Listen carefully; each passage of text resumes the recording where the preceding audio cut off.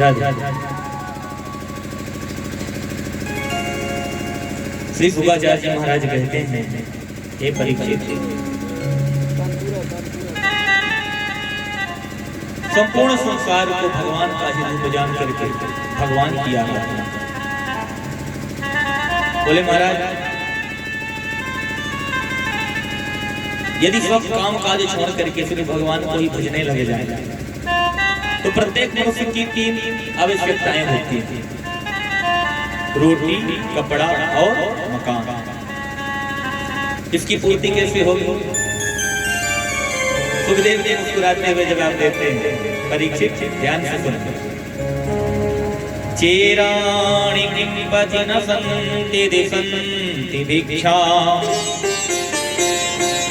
नैवा कृपा परवृता सरितोपि सुष्यमि रुद्धा गुहा किमजितो वतिनोपि सन्ना कस्माद् भजन्ति कवयो दन दुर्मदान्धः। अरे तुम कपड़े की चिंता करते हो तो शरीर ही तो ढकना है। रास्ते में पड़े हुए चीथड़ों को उठा करके भी शरीर के अंगों को ढका जा सकता है, उनसे भी काम चलाया जा सकता है। बोले महाराज, रहने के लिए क्या करेंगे? बोले बढ़िया एयर कंडीशन गुफाएं बना दी है मैंने। चले जाओ पर्वत श्रृंखलाओं में, ठंडियों में गर्म और गर्मियों में ठंड का अनुभव होता है। चित्रकूट की गुफाओं में चले जाओ और वहां बैठ करके भगवान का भजन करो। महाराज, खाने पीने की व्यवस्था? बोले खाने पीने की व्यवस्था के लिए यह वनस्पति लगाई है, नाना प्रकार के फलों की उत्पत्ति की है। महाराज, कभी कभार बना बनाया हलवा खाने की इच्छा होती है, तो आप ही बताइए कैसे काम चलेगा? बोले अगर हलवा खाने की इच्छा हो ना तो 1 नंबर का पैकिंग हलवा। केला लो, केले का छिलका निकालो, ना सूजी मिलाने की आवश्यकता, ना तो शक्कर मिलाने की आवश्यकता, बढ़िया बना बनाया हलवा है। सबसे बड़ी खासियत, जिनके दांत हो वो भी खाओ और जिनके दांत ना हो, वेदांती हो, वो भी पाओ। सबके लिए सुंदर व्यवस्था। तो खाने पीने की जो चिंता करे वो तो व्यर्थ ही है, क्योंकि भगवान विश्वम्भर है। जिसको संसार में जन्म देते हैं तो उनके नाम का हक पहले ही धरती पे आ जाता है। बेटे का जन्म बाद में होता है, बच्चे का जन्म बाद में होता है, लेकिन उसके खाने पीने की व्यवस्था पहले हो जाती है कि नहीं हो जाती? माताओं के वक्षस्थल में दूध का संचार हो जाता है, पहले से खाने पीने की व्यवस्था। जब दांत न थे तब दूध दियो, जब दांत दिए तब अन्न भी दई है। जान को देते अजान को देते, जहान को देते तुझे भी दई है। भगवान सबकी व्यवस्था बनाकर भेजता है, चिंता करने की आवश्यकता नहीं है। बस हाँ, उनके बन करके रहो। कर्तव्य तो बनता है ना। अरे भाई, हम बिजली का उपयोग करते हैं तो बिजली का टैक्स आ जाता है, बिजली का जो पैसा है उसे देने के लिए बिल आ जाता है, पानी का बिल हमारे घर आ जाता है। लेकिन भगवान का कभी कोई दूत आपके दरवाजे पर आया, भैया निःशुल्क खूब हवा ले रहे हो, निःशुल्क खूब श्वास ले रहे हो, मेरे पानी का खूब उपयोग कर रहे हो। कभी सूर्य की तरफ से कोई विचार आया कि मेरे प्रकाश का खूब उपयोग कर रहे हो, मुझे भी टैक्स चाहिए।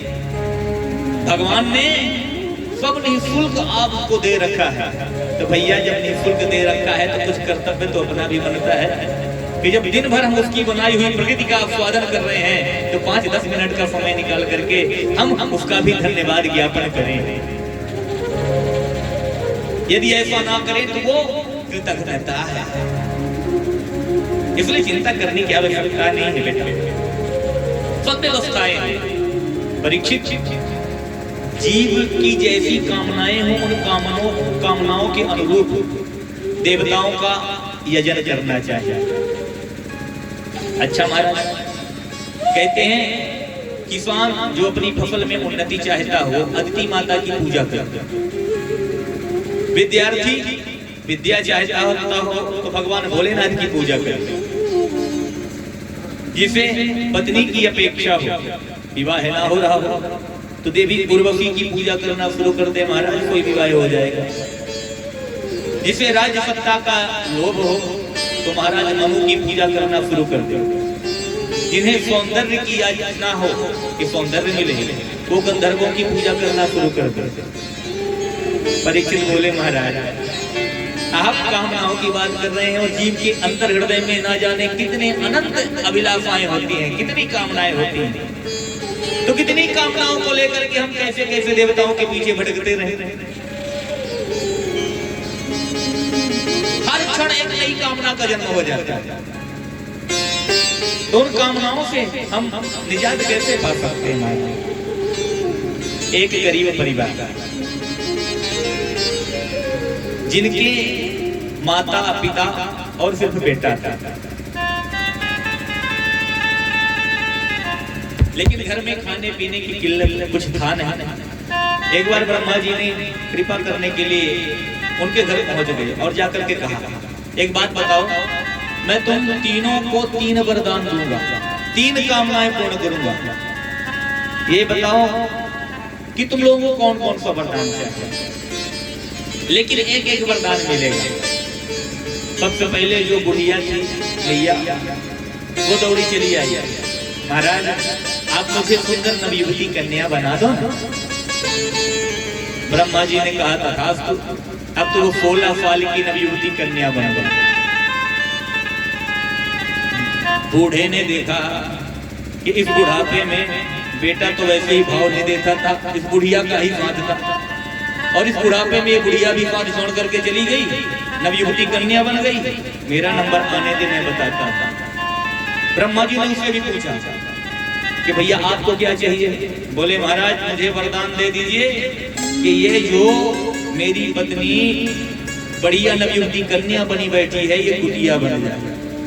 ब्रह्मा जी ने कहा तथास्तु। बेचारी वो 16 साल की कन्या कुतिया बन करके बैठ गई। अब बेटे का नंबर आया, अरे तू मांग ले तुझे क्या चाहिए। बोले महाराज मेरे मांगने के लिए रहा ही था क्या। अब ऐसा कीजिए मेरी मैया जैसी थी आप वैसा ही बना दीजिए। मैया जैसी की तैसी हो गई। मतलब तीन वरदान पूरे हो गए, लेकिन इसके बाद भी रहे जैसे के तैसे। वो कामनाएं पूरी नहीं हुई क्योंकि लोगों से मांगना भी नहीं आता कि मुझे क्या मांगना चाहिए क्या नहीं मांगना चाहिए। कुछ भी उठपटांग मांगने लग जाएंगे। एक बुढ़िया थी महाराज, वो भी अपने परिवार से परेशान। क्यों? क्योंकि उसको स्वयं का घर नहीं था, किराए के मकान में रहती थी और बहुत दिन बच्चे का विवाह हुए हो गया, लेकिन पोते का मुख नहीं देखा था। घर में खाने पीने के किल्लत तो धन वैभव की कहे ही कौन। बेचारी की आंख में दिखाई नहीं देता था, लेकिन इतना पैसा भी नहीं था कि चश्मा बनवा पाता।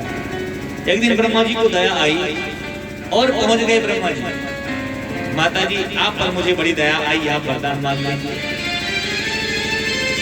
माता जी ने कहा महाराज कितने वरदान दोगे, क्योंकि मेरी कामनाएं बहुत सारी हैं। ब्रह्मा जी ने कहा भैया मैं तो वरदान सिर्फ एक ही दूंगा, चाहे जो भी मांग लो। मैया बड़ी होशियार थी, उसने कहा महाराज अगर आप हमें वरदान देते हो तो बस एक ही वरदान देते। कौन सा वरदान? बोले आप हमें वरदान दीजिए कि मैं अपने स्वयं के घर में अपने पोते को सोने के कटोरे में दूध भात खाता हुआ देखूं। देखूं देखूं अर्थात आंखें भी आ गई, पोता भी आ गया। अब जिसके घर में सोने चांदी के बर्तन हो, सोने का कटोरा हो, तो क्या गरीबी हो सकती है, उसकी गरीबी भी दूर हो गई। स्वयं का घर हो गया, सारी व्यवस्थाएं बन गई। तो कई लोग तो अपनी चतुराई से अपना काम बना लेते हैं, कई लोगों को अच्छा मांगना आता है, लेकिन कई लोग जिन्हें मांगना नहीं आता वो बेचारे उलझे ही रह जाते हैं कामनाओं के चक्कर में। मनोरथानाम न समाप्ति रस्ती, मनोरथों का कभी कोई अंत नहीं है, नित नई मनोकामना मन में जन्म लेती रहती है महाराज। तो कोई ऐसा एक देवता बता दीजिए जिसको पूजा करने के बाद सारी मनोकामनाएं अनायास ही पूर्ण हो जाए। सुखदेव जी बोल पड़े, अकामः सर्व कामो वा मोक्ष काम उदारिधि, तीव्रेण भक्ति योगेन यजेत पुरुषं परम। कहते हैं एकमात्र भगवान नारायण ही ऐसे हैं जिनका यजन करने पर, जिनका पूजन करने पर समस्त मनोकामनाएं अनायास ही पूर्ण हो जाती हैं।